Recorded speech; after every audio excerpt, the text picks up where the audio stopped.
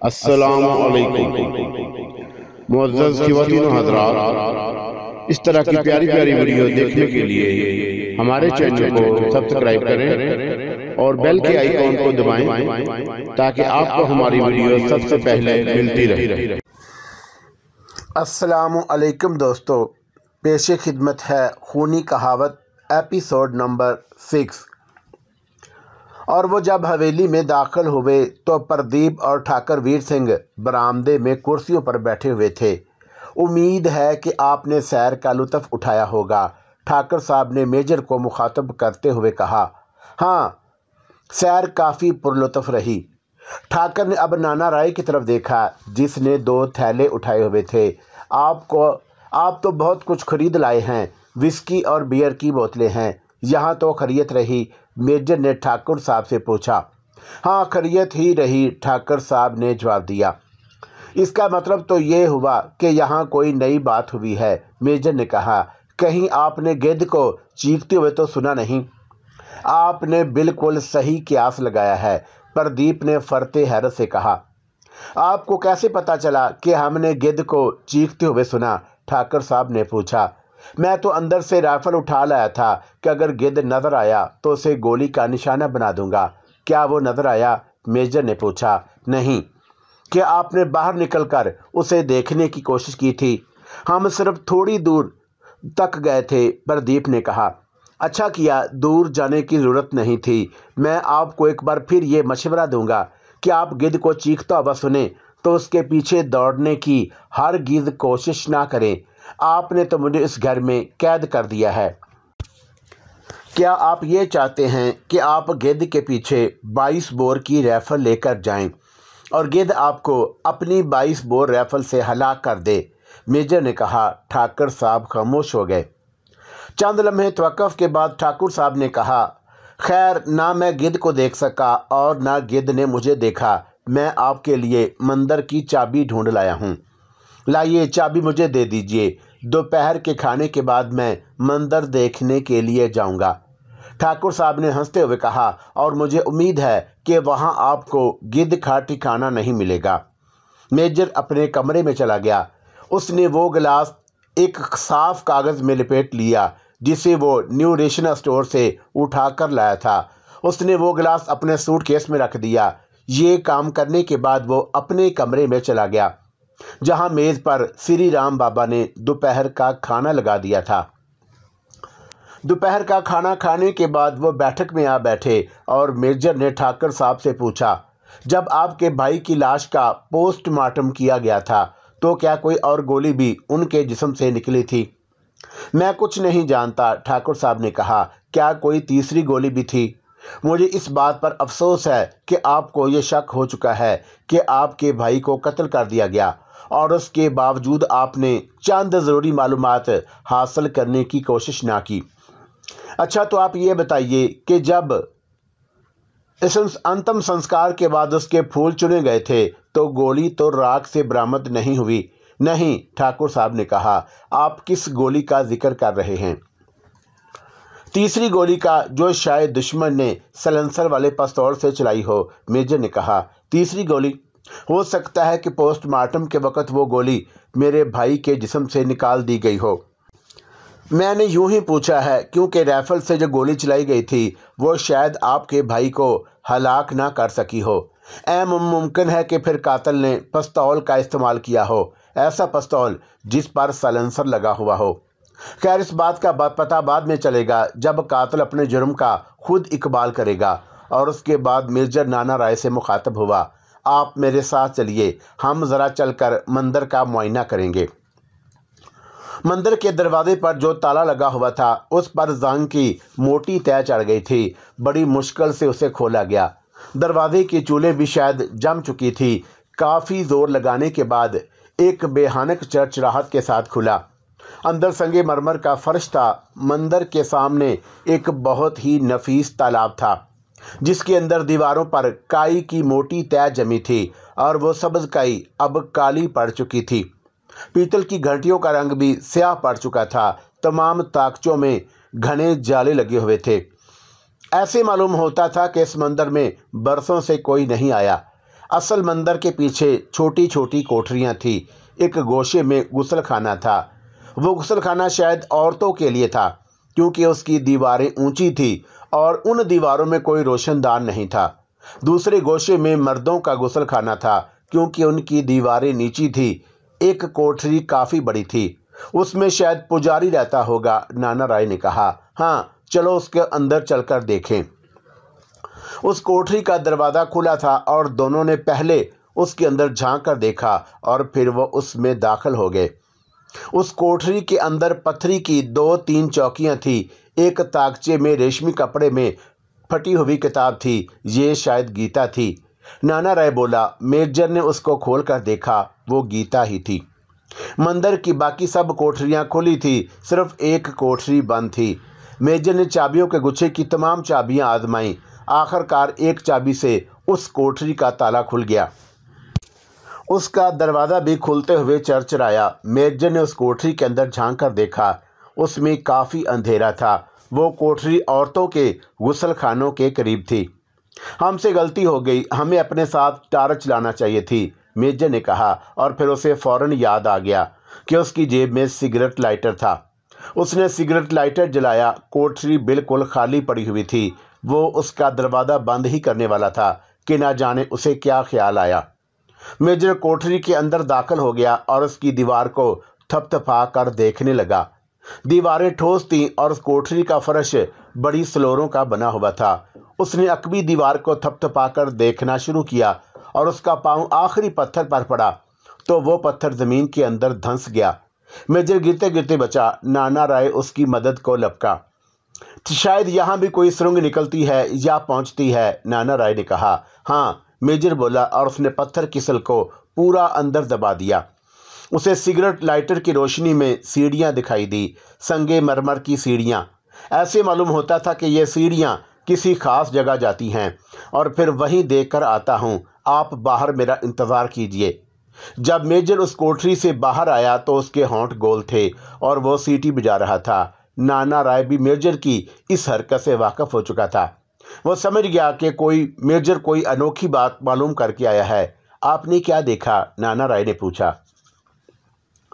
इस कोठरी से संगे मरमर की सीढ़ियां तय खाने तक जाती हैं।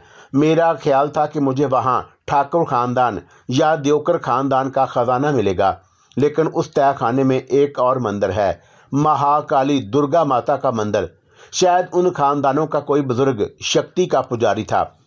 उसने वो मंदिर अलग बनवाया था और तय खाने में काली माता का मंदिर बनवाने की मुंतिक मेरी समझ में नहीं आई, नाना राय ने कहा। आप उस ज़माने के जागीरदारों की नफ्सियात से वाकिफ़ नहीं हैं। वो औरत को महकूम रखते हैं और हो सकता है कि उनके ख़ानदान में देवी की पूजा ममनू हो, लेकिन उनमें से एक देवी का भगत हो और इसलिए उसने मंदिर के तहखाने में बनवाया ताकि लोग समझें कि वो उस मंदिर में पूजा करने आता है और तहखाने वाले मंदिर में पूजा के लिए नहीं आता। अब हमें सोनू देवकर की मूर्ति वाली कोठरी खोलनी चाहिए, मेजर ने कहा। हम सब कोठरियां देख चुके हैं, वो मूर्ति कहीं नज़र नहीं आई। मेरे ख्याल में वो असल मंदिर के अंदर होगी।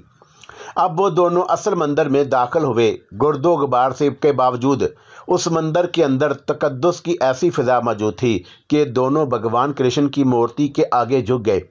उन्होंने भगवान को प्रणाम किया और जिसके होंठों पर एक पुरकैफ मुस्कुराहट खेल रही थी। भगवान कृष्ण की वो मूर्ति बहुत ही खूबसूरत थी और उसका सांवला सा रंग बहुत नफासत से उभारा गया था। वो भगवान कृष्ण के मर्दाना जलाल की मूर्ति थी।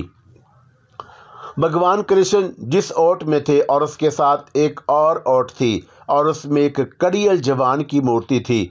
उसने रन बाना पहन रखा था, सर पर रस्सियों की तरह बनी हुई पगड़ी थी और उसके दाएं हाथ में तलवार और बाएं हाथ में ढाल थी।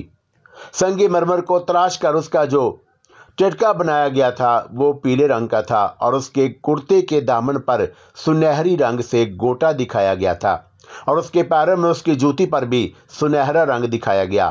ढाल पर रथ का पहिया और जैसे कि अंदर 3 सितारे थे। वो चोर उस मूर्ति से हूबहू मिलता जुलता था, मेजर ने कहा। कहीं आपका ये ख्याल तो पेश नहीं करेंगे कि ये मूर्ति मंदिर से निकलकर इंसान का रूप धार कर कदीम दस्तावेजात चुराने गई थी? नाना राय ने पूछा। मैं तवहम परस्त नहीं हूँ, मेजर संग्राम ने ज़रा खफा होते हुए कहा। मेरा मतलब ये है कि कोई शख्स बिल्कुल यही रूप धारकर कागजात चुराने के लिए गया ताकि अगर वो ना पकड़ा जाए तो उसे सोनू देवकर की रूह समझकर उसे पकड़ने वाला शख्स खौफजदा हो जाए। ओहो, ये तो मैंने सोचा ही नहीं, नाना राय बोले। यहाँ मेरा काम ख़त्म हो चुका है, आओ वापस चले। दोनों टहलते हुए हवेली की तरफ आ गए। मेजर ने चाय की प्याली होंठों से हटाते हुए कहा, ठाकुर साहब, आपके घराने का मंदिर देखने की चीज़ है। अगर आप वहां गए होते तो आपने उस मंदिर को साफ सुथरा रखने का तहैया कर लिया होता। मैं इस परेशानी से निजात पा लूँ और ज़रा अपने इक्तसादी हालात ठीक कर लूँ तो फिर सब बातों पर तवज्जो दूंगा। परेशानी आदमी को कुछ नहीं करने देती। ये तो आप ठीक कहते हैं, मेजर ने उठते हुए कहा। आज मैं बहुत थक गया हूँ, काम के बाद आराम बहुत ज़रूरी होता है। मेजर अपने कमरे की तरफ चल पड़ा तो पूर्णा, प्रदीप और नाना राय भी अपनी जगह से उठ खड़े हो गए और वो भी अपने कमरों की जानब रवाना हो गए। प्रदीप अपने कमरे का दरवाज़ा बंद करने वाला था कि मेजर ने उसे आवाज़ दी, प्रदीप ज़रा इधर आओ। प्रदीप अपने कमरे में दाखिल हुआ तो मेजर ने अपना सूटकेस से 2 गिलास निकाला। वो गिलास निकाला जिसे वो न्यू रेशन स्टोर से उठा लाया था और उसने कागज़ में लपेटा हुआ गिलास प्रदीप के हवाले करते हुए कहा, पुलिस थाने वाले को मेरा ये शनाख्ती कार्ड दिखा देना। उसे बता देना कि मैं ठाकुर वीर सिंह के यहाँ ठहरा हुआ हूँ। पुलिस थाने के इंचार्ज से उंगलियों के निशानात के प्रिंट लेने वाली मशीन भी ले आना। अगर इंचार्ज तुम्हारे साथ अपना कोई आदमी भेजे तो उससे कह देना कि ऐसा करने की ज़रूरत नहीं है, क्योंकि हम फिलहाल पुलिस को हवेली से दूर रखना चाहते हैं। एक बात और करना, पुलिस थाने के इंचार्ज से पूछना कि न्यू रेशन स्टोर वालों के पास क्या असले का लाइसेंस है। पुलिस थाने का इंचार्ज अगर ज़्यादा सवालात करे तो बेशक बता देना कि हम जीवन सिंह के कत्ल की तहकीकात के सिलसिले में यहाँ आए हुए हैं। मेरी ये तमाम हदायत तुम्हें याद रहेंगी, बिल्कुल याद रहेंगी। अच्छी बात है, क्या 7 बजे से पहले यहाँ पहुँच सकोगे? उम्मीद तो है, प्रदीप ने कमरे से बाहर जाते हुए कहा। मेजर दोपहर को सोने का आदी नहीं था। उकता कर बिस्तर से उठा और उसके जी में आई कि आज वो सारी हवेली देख डाले। वो इस नीयत से आगे बढ़ा तो उसने देखा कि ठाकुर साहब के कमरे का दरवाज़ा खुला था और अपने पलंग पर दराज छत की तरफ टिकटिकी बांधे देख रहे थे। मेजर उनके कमरे में चला गया। आपने प्रदीप को कहाँ भेज दिया? ठाकुर साहब ने पूछा। मैंने अपनी बस्ती नागढ़ भेजा है, छोटे मोटे 2-4 काम हैं। मेजर ने ठाकुर साहब के पलंग के करीब कुर्सी खींचकर उस पर बैठते हुए कहा, क्या वो छोटे छोटे से काम मेरे मुतल्लक हैं? हाँ, मेजर ने सिगरेट सुलगाया। अब वो पछता रहा था कि ठाकुर साहब के कमरे में क्यों चला आया था। बात यह थी कि मेजर अभी उनको ये नहीं बताना चाहता था कि वो उनके मामले में काफ़ी आगे बढ़ चुका था। मेजर को खदशा था कि उसने अपनी तमाम दरियाफ्तें उनको बता दी तो ठाकुर साहब अपनी तरफ से कोई ऐसी हरकत ना कर बैठें जिससे सारा बना बनाया खेल बिगड़ जाए। मेजर ठाकुर साहब को अंधेरे में भी नहीं रखना चाहता था, क्योंकि ऐसा करने का नतीजा उनके हक में बुरा हो सकता था और उनकी ज़िंदगी को मज़ीद ख़तरा पैदा हो सकता था। क्या आपको कोई सुराग मिल गया है? ठाकुर साहब ने पूछा। मुझे सिर्फ इतना पता चला है कि इन सब बातों के पीछे कौन सी हकीकत काम कर रही है। आप शायद मुझे हकीकत से आगाह करना नहीं चाहते। पहले मैं खुद अपना इत्मीनान कर लेना चाहता हूँ। आप शायद मुझे बच्चा समझ रहे हैं। मेरी उम्र इतनी ज़रूर है कि आप मुझ पर एतबार कर सकें। फ़िलहाल आप मुझे मजबूर ना कीजिए, मेजर ने कहा। बस इतना काफ़ी है कि मैं आपकी जान बचाने की कोशिश कर रहा हूँ। दूसरे लफ्ज़ों में ये कि मेरी ये कोशिश है कि मैं आपको किसी के हाथों कत्ल ना होने दूँ। क्या वाकई कोई मुझे कत्ल करना चाहता है? हाँ। वो कौन है जो मुझे कत्ल करना चाहता है? मुझे ये जानने का हक है। देखिए, अब तक जिस नतीजे पर पहुंचा हूं वो महज एक कयास भी हो सकता है। अगर मैं उस वक़्त आपको कयास से आगाह कर दूंगा तो ये अच्छा ना होगा। आप नौजवान हैं, आप कोई ऐसी हरकत कर बैठेंगे कि मेरी सारी मेहनत बर्बाद हो जाएगी। आप एक ऐसी हरकत कर चुके हैं। वो क्या? मैंने बार बार ये दरख्वास्त की थी कि आप गिद्ध की आवाज़ सुने तो हर गिद्ध घर से कदम बाहर ना निकालें, लेकिन हुआ क्या? आपने गिद्ध को चीखते हुए सुना। आपने राइफल उठाई और उसे ढूंढने निकल खड़े हुए। मैंने ऐसा इसलिए किया कि मुझे यकीन था कि गिद्ध आसपास ज़रूर होगा। यही तो मैं कहता हूँ कि आपने मेरी हदायत पर अमल नहीं किया। अगर वो आप पर गोली चला देता तो फिर इस यकीन के साथ कह सकता हूँ कि कोई गिद्ध को इसलिए इस्तेमाल कर रहा है कि आप घबरा कर घर से बाहर निकल आएं और वो आपको गोली का निशाना बना सके। आपके भाई बलराम सिंह के साथ भी यही किस्सा हुआ। मैं एक बार फिर आपसे दरख्वास्त करूंगा कि अगर आप गिद्ध को चीखता हुआ सुने तो घर के अंदर ही रहें। देखिए, अगर कोई शख्स मुझे कत्ल करने पर आमादा है तो वो घर के अंदर आकर भी मुझे कत्ल कर सकता है। नहीं, आपने मुझे खुद ही बता दिया था कि कत्ल की वारदात को हादसे का रंग दिया जाता है, घर में हादसा नहीं हो सकता। मेजर ने कहा, मैं एक अहम सवाल पूछ रहा हूं, आप मुझे ये बताइए कि कातिल ने मुझे कत्ल करने में इतनी देर तक इंतज़ार क्यों किया है? मेरे भाई के कत्ल को 3 महीने हो चुके हैं और इन 3 महीनों में कातिल को कौन सी बात मुझे कत्ल करने से रोकती रही? कातिल ने इसलिए इंतज़ार किया कि हादसे के रोज़ ज़हूर में नहीं आते। अगर आपको बलराम सिंह के कत्ल के फ़ौरन बाद कत्ल कर दिया जाता तो पुलिस को शुबा होने लगता कि आपका दुश्मन कोई मामूली इंसान नहीं, बहुत ही चालाक और होशियार है। बलराम सिंह के कत्ल में और आपके कत्ल में एक तवील वक्फा ज़रूरी था और फिर आपके दुश्मन को इतनी जल्दी भी नहीं, वो कोई ख़तरा मोल लेना नहीं चाहता। वो शख्स मेरा दुश्मन क्यों है और वो मुझसे निजात हासिल करना क्यों चाहता है? ठाकर साहब ने पूछा। मैंने उसका क्या बिगाड़ा है? आपने उसका कुछ नहीं बिगाड़ा और उसका बहुत पहले कुछ बिगाड़ा गया था। कब? बहुत अरसा, बल्कि सदियों पहले। यानी बहुत अरसा पहले, ठाकुर साहब ने कहा। और इस बात पर कौन एतबार करेगा? उस शख्स को यह भी मालूम नहीं होगा कि 400 बरस पहले कसूर किसका था और फिर कोई बदला लेने के लिए 400 बरस तक जिंदा रहता है। आप भूलते हैं कि इंतकाम की आग हमेशा रोशन रहती है। एक नस्ल अपने आने वाली नस्ल को इंतकाम की मशल थमा जाती है। बात को कभी भुलाया नहीं जाता। आप राजपूतों की तारीख पढ़िए, आपको ऐसी मिसालें मिलेंगी कि परदादा का बदला चरपोते ने लिया। और अगर आप सरहदी पठानों की कहानी सुने तो आपको पता चलेगा कि उनके दरमियान आज ऐसी बातों पर लड़ाइयाँ होती हैं जिनको बीते हुए 100 200 साल हो चुके होते हैं। क्या आप ये कहना चाहते हैं कि देवकर ख़ानदान ने अभी तक इस बात को नहीं भुलाया है कि ठाकुर ख़ानदान ने इन की जायदाद पर कब्जा कर लिया था? हाँ, मैं यही कहना चाहता हूँ। मुझे तो ये बात मज़का खेद नज़र आती है। मेरे ख्याल में देवकर ख़ानदान का नामो निशान मिट चुका है। जायदाद के छिन जाने पर उन्होंने मुफलसी की ज़िंदगी बसर की होगी। मुसलसल फाका कशी ने उन्हें नीस तो नाबूद कर दिया होगा। उनकी मुसीबत ही ने तो उनके इंतकाम की आग को भड़काया होगा। अगर आपको यकीन है कि देवकर ख़ानदान के अफराद ही मेरे ख़ानदान को कत्ल करने आए हैं और अब मुझे कत्ल करना चाहते हैं, तो आप इस सिलसिले में तेज़ी से कोई कदम क्यों नहीं उठाते? जब तक मेरे हाथ में कोई मुकम्मल सबूत ना आ जाए मैं कोई कदम नहीं उठा सकता। तो क्या मैं यूं ही इस घर में कैद रहूँगा? इसमें आपकी भलाई है, ये अच्छी भलाई है। कोई यहाँ आकर भी मुझे गोली का निशाना बना सकता है। आपको हमारे होते हुए कोई गोली का निशाना नहीं बना सकेगा। लेकिन मुझे कब तक आप अपने घर में कैद रखना होगा? अगर आप बेताब हुए जाते हैं तो मेरे एक मशवरे पर अमल कीजिए। योगिता मल्होत्रा के पास जाइए और उसे कहिए कि आप उससे शादी करना चाहते हैं।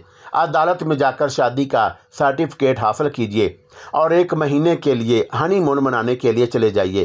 क्या आपका दिमाग तो नहीं चल गया? क्यों? मैं आपको सुना चुका हूँ कि मैं अपनी महबूबा को बेवा नहीं बनाना चाहता। मेरी बात पर यकीन कीजिए, योगिता एक लंबे अरसे तक सुहागन रहेगी और आप मेरी मुश्किल को आसान बना देंगे। जो शख्स आपको कत्ल करना चाहता है, जब उसे ये मालूम होगा कि आपने योगिता से शादी कर ली, तो वह तेज़ी से आपके कत्ल का इंतज़ाम करेगा और पकड़ा जाएगा। ज़रा मेरे हालात पर भी गौर कीजिए। मैं यहाँ गैर मुअय्यन अरसे के लिए नहीं रह सकता, मुझे और भी काम करने हैं। नहीं, मैं योगिता से शादी नहीं कर सकता। आपकी मर्ज़ी, लेकिन मैं आपसे कह देता हूँ कि आप इंसाफ नहीं कर रहे। क्या मतलब? आपने उसे शशोपंज में मुब्तला कर रखा है। आप अगर वो 2 टोक जवाब दे दें तो उसे कहें और शादी करने की आज़ादी हासिल हो सकती है। आप हमेशा के लिए तो उसे शशोपंज में मुब्तला नहीं रख सकते। मैंने उसको ये नहीं बताया है। मेजर उठकर खड़ा हो गया और उसने दरवाजे से बाहर निकलते हुए कहा, अच्छी तरह सोच लीजिए। मेरी बात पर गौर करने के लिए आपके पास काफ़ी वक्त है। मेजर ने बाहर आकर हवेली देखने का ख्याल तर्क कर दिया। वो मंदिर की तरफ चल पड़ा। वो ही जी और जो अपने ही किसी ख्याल पर मुस्कुराने लगा। दरअसल आज उसने नाना राय को ये नहीं बताया था कि उसने मंदिर के अंदर छोटी कोठरी की सीढ़ियों से उतरने के बाद तय खाने में क्या देखा था। वो बाहर जाकर खुली फिजा में सारे मामले पर फिर से गौर करना चाहता था। मेजर अपने ख्यालात में खोया हुआ मंदिर के करीब जा पहुंचा। मंदिर से सड़क ज़्यादा दूर नहीं थी। एक ज़ोरदार धमाका हुआ। मेजर के ख्यालात का सिलसिला टूट गया और उसे एक फरलांग के फासले पर एक कार नजर आई जिसके पिछले पहिए का टायर फट गया था। वो कार लड़खड़ाने लगी थी। ऐसे मालूम होता था कि वो एक तरफ लड़क जाएगी। मेजर ने कार के अंदर नज़र दौड़ाई और उसमें ड्राइवर की निशस्त पर एक औरत थी। दफतर मेजर को ख्याल आया कि वो कार तो योगिता मल्होत्रा की थी और उस ख्याल के आते ही मेजर बिजली की सी तेजी के साथ सड़क की तरफ दौड़ पड़ा। योगिता मल्होत्रा शायद हवास बाख्ता हो गई थी और उसके दिमाग पर धमाके का असर था। मेजर अगर 2 मिनट देर से पहुंचता तो कार यकीनन उलट गई होती और उसके बाद ना जाने क्या हादसा पेश आता। मेजर ने कार का स्टीयरिंग व्हील संभाल लिया था और वो कार के साथ साथ दौड़ता जा रहा था। योगिता मल्होत्रा को हदायत करता जा रहा था कि वो ब्रेक दबाकर रोक ले। वो पांव से ब्रेक दबाने और कार का इंजन बंद करने की कोशिश कर रही थी, लेकिन उस पर धमाके का इतना असर था कि वो अपने मकसद में कामयाब नहीं हो रही थी। बड़ी मुश्किल से योगिता को रोकने में कामयाब हुई और खैरियत हुई कि वो ज़्यादा तेज़ रफ्तारी से कार नहीं चला रही थी, वरना हादसा यकीनी था। योगिता कार का दरवाज़ा खोलकर बाहर निकली तो उसके घुटने कांप रहे थे। वो गिर पड़ती, मगर मेजर ने उसे अपने बाजुओं में थाम लिया और ट्रक के किनारे घास पर जाकर बिठा दिया। योगिता अभी तक बात करने के काबिल नहीं हुई थी। आप चंद मिनट तक यहीं आराम कीजिए, मैं ये देख कर आता हूँ कि वो धमाका किस चीज़ से पैदा हुआ था। मेजर ने योगिता की कार सड़क के भीड़ से हटाकर एक तरफ खड़ी कर दी और फिर पीछे की जानब चल पड़ा। वो रास्ते में सोचता जा रहा था कि जिस धमाके की उसने आवाज़ सुनी थी वो कोई इत्तफाकिया धमाका नहीं था। मेजर का कयास बिल्कुल दुरुस्त साबित हुआ। 100 गज के फासले पर उसे बारूदी सुरंग मिली। उस पर जर्मनी की किसी असला साज फैक्ट्री का निशान था। वो एक पुरानी बारूदी सुरंग थी जो ख़राब हो चुकी थी, और अगर वो नई और ताज़ा होती तो उसके फटने से योगिता मल्होत्रा की कार और ख़ुद योगिता के परखच्चे उड़ जाते। वो एक बारूदी सुरंग से लगे हुए पतले पतले तार देखने लगा जिस पर दबाव पड़ने से तनाव पैदा होता है और बारूदी सुरंग फट जाती है, और उसके दोनों तार सड़क के वो किनारों पर 2 पत्थरों से बंधे हुए थे। मेजर गहरी सोच में डूब गया। ये किसकी कार्रवाई थी? किसे ये मालूम था कि योगिता इस वक्त अपनी कार में इधर से गुजरेगी? किसको ये यकीन था कि योगिता की कार के सिवा इस वक्त कोई और कार और ट्रक नहीं आएगा? अचानक मेजर को ख्याल आया कि आज के दिन योगिता कस्बा नागकर में सामान खरीदने जाया करती थी। दुश्मन को उसकी आमद और रवानगी का वक्त मालूम था। वो 12 दरी सुरंग को सड़क पर ज़्यादा देर तक रखने का ख़तरा मोल नहीं ले सकता था। 15-20 मिनट पहले ही उसने अपने मंसूबे पर अमल किया होगा, मगर उसने किसी आदमी को उधर मौजूद नहीं देखा था। फौरन ही मेजर को मंदिर के करीब निकलने वाली सुरंग का ख्याल आया। दुश्मन उस सुरंग से आया होगा और अपना काम करने के बाद सुरंग से वापस चला गया होगा। ऐन मुमकिन है कि वह इस वक्त तक सुरंग के अंदर मौजूद हो। मेजर ने अपने कोट की जेबों पर हाथ मारा और उसमें पिस्तौल नहीं था। पिस्तौल जेब में ना होने पर उसने दुश्मन के ताक़ब का इरादा तर्क कर दिया। मेजर योगिता मल्होत्रा के पास आया तो वह मुस्कुरा रहा था। वो खुश था कि दुश्मन सरासीमा हो चुका था और अब खुलकर सामने आ रहा था। योगिता मल्होत्रा के हवास बजा हो चुके थे। कार के टायर का फटना था या कोई और बात हुई? योगिता मल्होत्रा ने पूछा। किसी ने आपको कत्ल करने की कोशिश की थी। यही अच्छा हुआ था कि सिर्फ कार का टायर फटा। मुझे किसी ने अमल करने की कोशिश क्यों की? इस सवाल का जवाब ढूंढने के लिए ही तो हम यहाँ आए हैं। अब आप घर कैसे जाएंगी? मेजर ने कहा। चलिए हवेली तक चलिए, आपको थोड़ी देर इंतज़ार करना होगा, फिर मेरी कार लेकर जा सकती हैं। मैं अपने असिस्टेंट को आपके साथ भेज दूंगा। योगिता और मेजर सिंह राम सिंह हवेली में दाखिल हुए तो ठाकुर साहब ने योगिता की उड़ी हुई रंगत देखकर पूछा, क्या कोई हादसा पेश आ गया? हाँ, आज मैं मौत के मुंह में जाते जाते बच गई। मेरे ख्याल में हमें पुलिस को इस वाक़े की इत्तला देनी चाहिए। नहीं, अभी ऐसा करने की ज़रूरत नहीं, मेजर संग्राम ने कहा। क्या आपने दाएं तरफ सड़क के किनारे किसी आदमी को देखा था? किसी को नहीं, योगिता बोली। अब मैं बस्ती नागगढ़ नहीं जा सकूंगी, घर जाऊंगी। प्रदीप आ जाए तो आपको छोड़ आएगा। नहीं, मैं उनकी कार आज के दिन के लिए ले जाऊंगी। मेजर सोचने लगा कि चंद की मिनट के बाद उसने कहा, आप मेरे एक मशवरे पर अमल कीजिए। आपने बहुत अच्छी बात कह दी है। आपका ठाकुर साहब की कार में जाना मुफीद साबित होगा।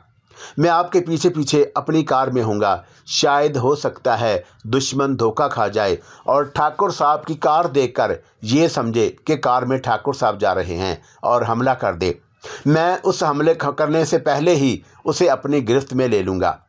मैं आपको ऐसा करने की इजाज़त नहीं दे सकता, ठाकुर साहब बोले। इतना बड़ा खतरा मोल नहीं लिया जा सकता। अगर दुश्मन अपने इरादे में कामयाब हो गया तो योगिता, और इससे ज़्यादा वो कुछ नहीं कह सके। आप घबराइए नहीं, ये ही तजवीज़ माकूल है। ठाकुर साहब लाजवाब हो गए। 1 घंटे के बाद प्रदीप मेजर संग्राम की कार में बस्ती नागगढ़ से वापस आ गया और उसके चेहरे से साफ ज़ाहिर था कि वह जिस काम के लिए गया था उसे कामयाबी से सर अंजाम देकर आया है। इसलिए मेजर ने उससे कोई सवाल ना किया और बोला, प्रदीप, ये कार यहीं रहने दो। ठाकुर साहब की कार भी ले आओ। मेरे पलंग पर तकिए के नीचे मेरा पिस्तौल पड़ा होगा, वो भी लेते आना। तुम जो कुछ लेकर आए हो उसे मेरे कमरे में रख दो। 20 मिनट के बाद योगिता मल्होत्रा उठाकर साहब की कार में आगे आगे जा रही थी और मेजर कार में उसके पीछे पीछे था। वो झाड़ियों पर नज़र डालता हुआ जा रहा था। बाद झाड़ियाँ काफ़ी ऊंची थी और उनके पीछे कोई आसानी से छुप सकता था। मेजर के माथे पर बल पड़े हुए थे। वो सोच रहा था कि दुश्मन ठाकुर साहब को अपने रास्ते से हटाना चाहता था, मगर उसने योगिता पर हमला क्यों किया था। रास्ते में कोई हादसा पेश न आया और योगिता अपने मकान के अहाते में दाखिल हुई। कार रोक कर उसने मेजर साहब के पास आकर कहा, आइए, कुछ देर आराम करने के बाद चले जाइएगा। नहीं शुक्रिया, मैं फ़ौरन वापस जाना चाहता हूँ और जाने से पहले आपसे सिर्फ 2-4 बातें करना चाहता हूँ। कहिए।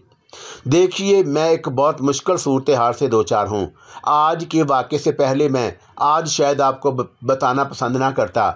मैं आपसे एक बात कहना चाहता हूँ और आपको वादा करना होगा कि आप वो बात किसी को बताएंगी नहीं। अगर आपने ऐसा किया तो आपको भारी नुकसान बर्दाश्त करना पड़ेगा। मैं आपसे वादा करती हूँ कि आपकी बताई हुई बात का किसी से जिक्र नहीं करूँगी। तो सुनिए, ठाकुर वीर सिंह की ज़िंदगी सख्त खतरे में है। मैं ये बात आपको इसलिए बता रहा हूँ कि आपकी ज़िंदगी को भी खतरा है।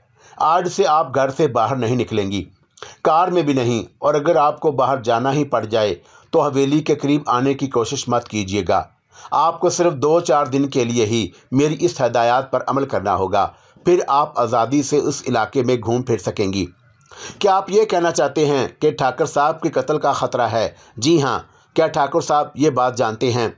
जी हाँ, और मैं एक बार फिर आपको खबरदार कर दूं कि कोई आपको भी कत्ल कर सकता है। ठाकुर साहब के बड़े भाई, वो तो एक हादसे में हलाक हो गए थे। नहीं, उनको कत्ल किया गया था। ओह मेरे भगवान, क्या आप सच कह रहे हैं? बिल्कुल सच। योगिता की आंखों में चमक पैदा हो गई, जैसे वो सारी सूरत हाल को समझ गई हो। क्या उसी खतरे को मद्देनजर रखते हुए ठाकुर साहब ने मुझसे शादी करने की ख्वाहिश का इजहार नहीं किया? हाँ, मेजर ने दबी ज़बान में कहा। ये भी नहीं चाहते कि शादी के फ़ौरन बाद आप बेवा हो जाएं। मैं ये नहीं कह सकता कि इस वक्त उनके दिल पर क्या गुजरी होगी। आज वो ये सोच रहे हैं कि उनकी वजह से आपकी ज़िंदगी भी खतरे में पड़ गई है। खैर, आप परेशान ना हों, मैं उनसे जाकर बात करूंगा। मैं एक बार फिर बता दूं कि अगर आपने किसी से ये बात कह दी तो ठाकुर साहब को अपनी ज़िंदगी से हाथ धोने पड़ेंगे। योगिता हैरत व अस्तजाब की मूर्ति बनी हुई थी। आप कौन हैं? उसने पूछा। दरअसल उस रोज़ ठाकुर साहब ने उन सब का तारफ़ अपने दोस्तों की हैसियत से करवाया था। योगिता मेजर की असल पोजीशन से वाकिफ़ नहीं थी। मैं एक सुराग रसा हूँ और मैं ये भी नहीं चाहता कि किसी को ये पता चले कि मैं कौन हूँ। ठाकुर साहब को इसका इल्म है। आज आप पर जो हमला हुआ है उससे उनके बुखला जाने का अंदेशा है। मैं उनको हवेली से बाहर कदम नहीं रखने दूंगा। वो एक बहादुर नौजवान हैं, वो इस कैद को पसंद नहीं करते। मेजर ने फिर कुछ सोचते हुए और मुस्कुराते हुए कहा, मैंने उनको एक मशवरा दिया था कि वो आपके साथ जाकर अदालत में शादी करें और फिर 1 महीने के लिए आप दोनों हनीमून पर चले जाएं। उन्होंने मेरी बात मानने से इनकार कर दिया। वो चाहते हैं कि पहले इधर से मामला साफ हो जाना चाहिए और उसके बाद वो इत्मीनान से अपनी शादी रचाएंगे। कत्ल की साजिश कौन कर रहा है, सबूत मिलने से पहले मैं कुछ नहीं बता सकता। आपका बेहद शुक्रिया, आपने मुझे बहुत कुछ बता दिया है। आप इत्मीनान रखिए, मैं किसी से इस गुफ्तगू का जिक्र नहीं करूँगी। अच्छा, मैं चलता हूँ। शब बखैर, नमस्ते। मिर्जा ने वापसी पर कार उस जगह रोक दी जहां बारूदी सिरिंज फटी थी। वो सड़क से दूर झाड़ियों में चला गया। एक दरख्त के पीछे उसे सिगरेट का एक टुकड़ा नजर आया जिसे किसी ने अपने जूते की एड़ी से मसल दिया था। वो कार्क टैड सिगरेट का टुकड़ा था और उसने सिगरेट का वो टुकड़ा अपनी जेब में डाल लिया।